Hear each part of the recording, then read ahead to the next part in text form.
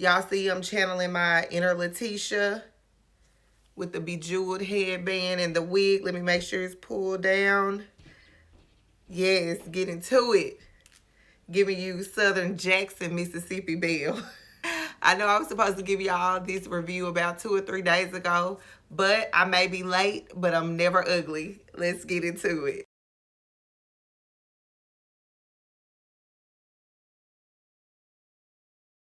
Y'all, welcome back to my channel. I'm Jessica, and I'm excited to get into this episode 2 review of the Belle Collective. Thank you for tuning in. If you have not already subscribed, do so now. Hit the red subscribe button somewhere down in here, and make sure you turn on the notification bell so you don't miss any of my uploads.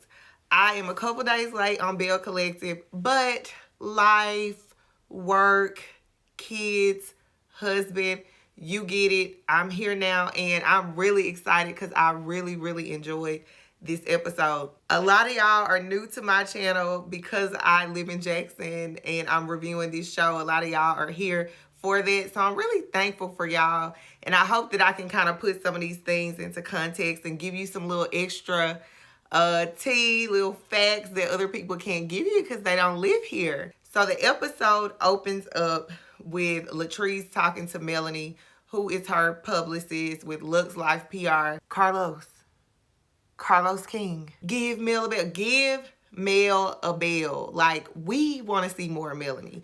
But anyway, so Latrice is talking to Melanie, and her husband comes in and tells Melanie that she looks beautiful. And Latrice is like, girl, let me call you back. Some people are calling Latrice's husband the Peter Thomas of this show, Cynthia's first husband. So people are calling him the Peter Thomas of the show. And I really like her husband because he has a little shady. Like, he's really shady. Their energy is a little weird sometimes, but it works. Like, it really works for them. I can see how they are together. But I'm not gonna go too much into them right now because I want to save what I really want to talk about for later. Their marriage has to be affected by the fact that she's a business owner, that he's a business owner, and then he's investing in what she's doing, especially after not really being convinced. That all that plus the age difference, I think they have a lot going on, but they work. I don't know. I really like them together. Latrice has a beautiful home. And I think that she's still a little bit uncomfortable with the camera. Like, you can tell in some of her body language in her confessionals and at her home. So I'm hoping that she loosens up a little bit, because some people are saying that it seems scripted. It is not that it seems scripted, but I don't know, like, I just want her to, like, loosen up, relax, and so we can really get to see her personality. I think we've seen all the other women be a little vulnerable, so I would love to see Latrice be vulnerable. It's like her business is her thing, so there's not really room for anything else if it ain't zaddy. So I'm hoping that she loosens up and we get to see more of her in that way. So then it goes to Letitia and Tam at Pig and Pint. So Letitia's recapping the brunch, and she failed to mention how she stirred the pot. She stirred the pot. She talked about the hair. So I felt like her coming to Tamara in that way was a little messy. And if what you were throwing or hosting was an empowerment brunch, that would have been a great time to say, look, we're here at this brunch. Maybe we're all not agreeing. Maybe we getting into it, but we can still, move forward. I can still offer you advice. I can hear you out, because if we're empowering one another, we should be able to, deal with this situation right here and keep it moving. That would have been a teachable moment for the brunch, but she stirred the pot, and I feel like she should have mentioned that to Tamara. Maybe this is where some of my little Jackson insider information can come from, but the Pig and Pint is in a very popular neighborhood in Jackson called Fondren, and I've noticed that a lot of the filming is taking place in Fondren, downtown, and the district, which is a newer development in the Eastover area of Jackson. And I thought that I thought it was interesting, though I'm not surprised that these are the areas that they film because they look better. They look more trendy with other large cities. And it's just interesting how that I guess the irony in Jackson being a predominantly black city by far, and the neighborhoods or the areas that they're filming in are really populated by white people. And it just sucks because with the show being about black women, black successful women from a black city in the South, Mississippi, at that, it would be great if Ferris Street could have been the focal point. So that makes Letitia's goal, her campaign to revitalize the area, all that more important. Because Fondren, like Jacksonians, if y'all are watching, if you are here, you know it. Fondren is gentrified. It's very, very gentrified. It's like when it's, that's just me, a nitpicky thing about Fondren for me. So I thought that it was beautiful that this show could highlight Ferris Street, because I even learned some new things about Ferris Street just from watching this episode. So Marie being at the office, it was more furnished in her office this time, or it appeared to be. And you know, like Marie, like I want to like Marie. I want to put the wig situation behind me, and I really want to like Marie, but she like, you can tell she's stressed. Like, you can tell that her energy is really negative. Her energy is pressed. Her energy is tight. It's tense. And it could be because she's taking care of her sons and they kids, all their kids, and all his kids, whatever, a bunch of kids. And it's really like, it's all in her aura. It's all in her aura, and she really got to deal with that, because I feel like she could be a very likable woman, you know, intelligent about her business, street smarts, all of that. Someone that you would want to learn from, that you would want to be around, but all this stress from her personal life or wherever it's coming from is really hurting her ability to be likable. Even across Twitter, I've just been seeing people are not feeling her. And I just have to ask, like, is it worth it? You know, like, we this is a great opportunity. This is wonderful. I'm here for it. But if I'm acting away, you know when you're filming, you know if you're doing too much. You know if you are negative. I mean, it's obvious that she's the villain. Or I don't know if I would take the opportunity if that's the way that I would be shown. I don't know if she is, was aware of that. I don't know any of that stuff. But it's just my guess that you can tell as you're filming the way you coming off. Like, we know when we acting up. And since she's not kind of turning it around, she's double downing on it. It makes me wonder, like, did they set you up to be the villain and you accept it? And if so, how is that going to impact your business, especially with the work that you do? So I'm always thinking about that kind of stuff. But I really want to like her. I just can't. And then kicking up her feet on the desk. Like, what woman sits like that at her desk? I've never seen anyone sit like that in real life. And then not with a pantsuit on. She had a beautiful pantsuit. Like, I know that's cutting on your stomach. Those aren't comfortable, and you kick it. Like, red bottoms. Okay, sis, we see them. We're moving on to Antoinette and Latrice. I don't know that I would be or could be brave enough to talk about my divorce on TV. Especially when I'm probably not all the way over it. I'm still in the healing process. So I applaud her vulnerability in being able to do that. I know that can be easy, especially if you're thinking like, oh, he gonna see it, or people who knew us, or his family, or his friends, or whatever. Like, that has to be hard to do. And even as you're watching it, when all of us are watching it and maybe dealing with some of the things you said or hearing something, like, I would not want to be Antoinette right now. But that said, I love her home. I would have, if the marriage over, I'd be happy to have a house to myself. herself, you know, and redecorate and all of that. So I hope that she can have that new start that she's working toward and that she's living in. Because she got a lot of life to live, you know, and I just hate to I hate to see someone like not with a person that they loved or it didn't work out. And I just know all of the shame that comes with, and she kind of touched on that. Um, and so I'll go between this and the baseball field since we're talking about her relationship.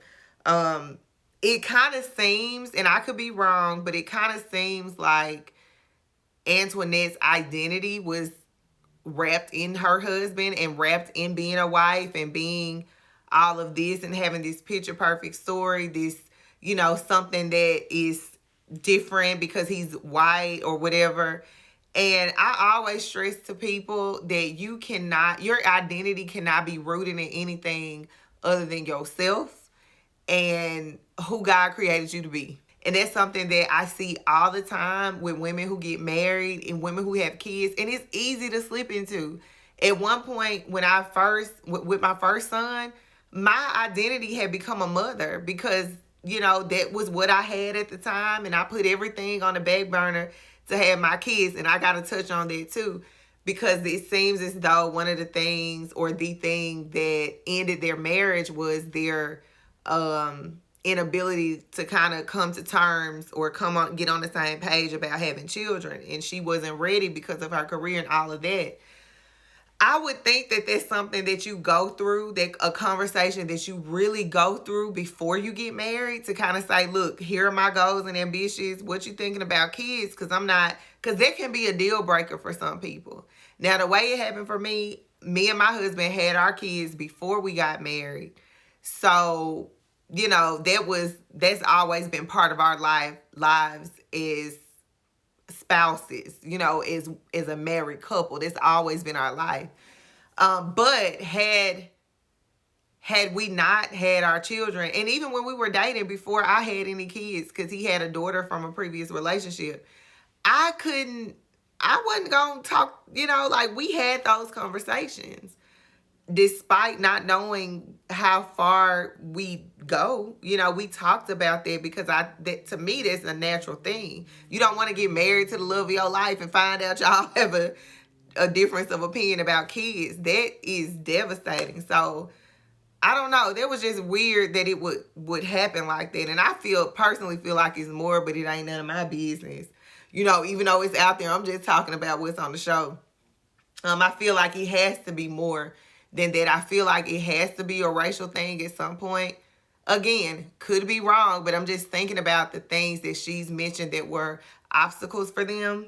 And I wanted to touch on two things that she said, but it's a theme with her.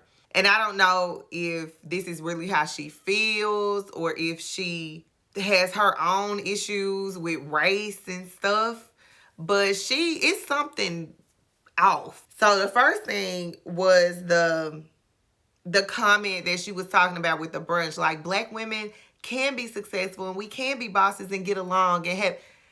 Listen, I said this the last time, and I do not want to watch a show where it's this constant Black woman thing.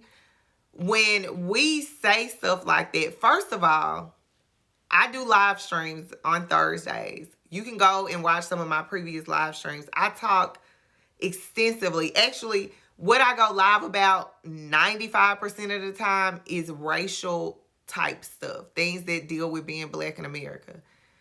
There is a concept called uplift suasion. It basically, it comes from after slavery. Black people were just getting free. There was an abolitionist society. It was the American, some type of convention. I can't think of it right now at this moment.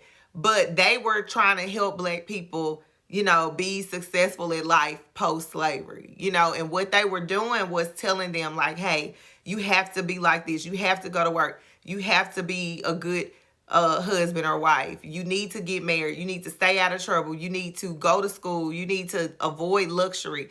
This was drilled into the heads of people who had become free from slavery.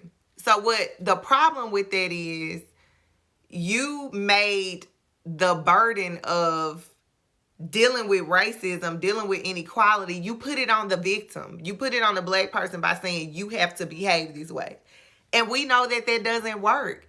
It doesn't work. We saw it at the Capitol before the inauguration, how they stormed the Capitol. If you watch Bravo, you watch the Housewives of Potomac, the Housewives of Atlanta compared with the other shows, they hold the black women to a different standard. So you cannot behave your way into people accepting you, first and foremost. So when we say that black women can come together and do this, that suggests that something is wrong with black people in the first place.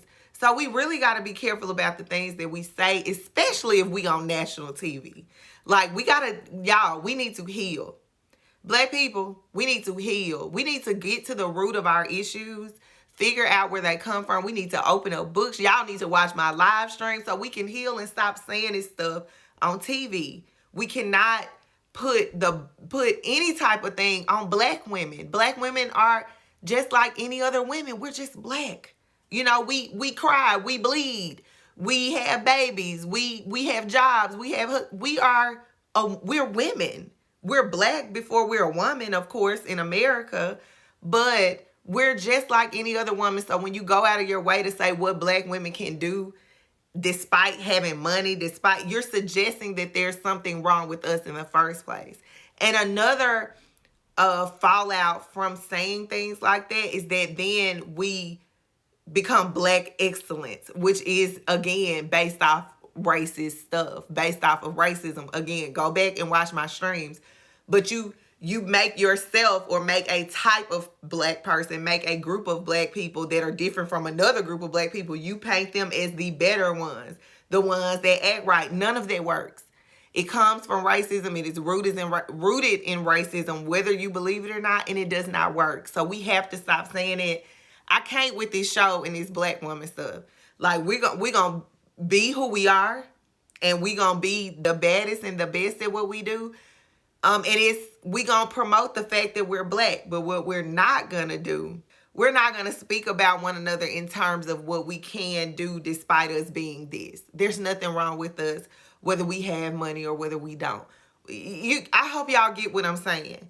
I ain't mean to go into all that, but I'm just very passionate about those kind of things, and that we call things what they are, and we say say it in the right way. But I just noticed that with Antoinette, it's just these comments that she makes, and just her thought process, it seems. And the other reason why I brought that up was because when she was at the baseball field, she was talking about racism and interracial marriages. Now, granted, I've never dated a white man, have no interest whatsoever. So, of course, my view of Mississippi's racism toward that is going to be different because she's lived it. It's her experience. So I can't invalidate what she's saying. But what I will say is, first of all, it's not just Mississippi. It's an American thing. It's an American thing because black people and white people are not treated equally in this country. Whether we're supposed to be equal or not, whether we're supposed to be unified or not, whatever you want to call it, we're not treated equal. So in my opinion, it takes a special kind of black person to be with a white person, because you got to turn off something in your body, in your soul, because this person is literally the embodiment of your plight in America. So I just don't get it. I don't have an issue with it. That's your body, your heart, your soul, your bed, your marriage, whatever a person wants to do, they have the right to do it. But as for my opinion, I just feel like all the black people that I know who are married to or are dating white people, they all act the same. They have very similar traits in some ways. I feel like you have to shut off part of your blackness, your natural existence and being, to be able to deal with it. It's something in your blackness that you're not dealing with or facing. Not saying like you bad. I mean, we're all different. But for me to be able to be with a white man, I would have to get over the fact that my husband would have privileges that I don't as a white person. And the issues and concerns that she was talking about when it came to raising biracial children is a point of that. Like, you shouldn't even be worried about that, but you're worried about it because of America, and it all goes back to white supremacy. It's not a Mississippi thing. So that's my 2 cents on that. But going back, I love Antoinette's vulnerability. Again, I don't think I would be brave enough, or I could be brave enough to talk about what she's talking about on television. I just don't think that I could do it. If you dream of having children, don't wait for the right time. You know, I ain't mad at her, and it's a good thing. But at the same time, I know sometimes we can take it to the extreme. And I guess I'm just here to say that I don't know that you'll ever be ready. At least I don't think that I could have ever been ready to have kids. I just had to have them. It's almost like riding a bike, letting go of the training wheels, doing something you're afraid of. You're never going to be 100% ready.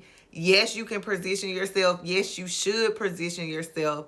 But Antoinette's at a point where she could have a baby. You know what I'm saying? She could do it. She needs some help, but she could do it. And if that's the reason why that their marriage kind of went left, I hate that.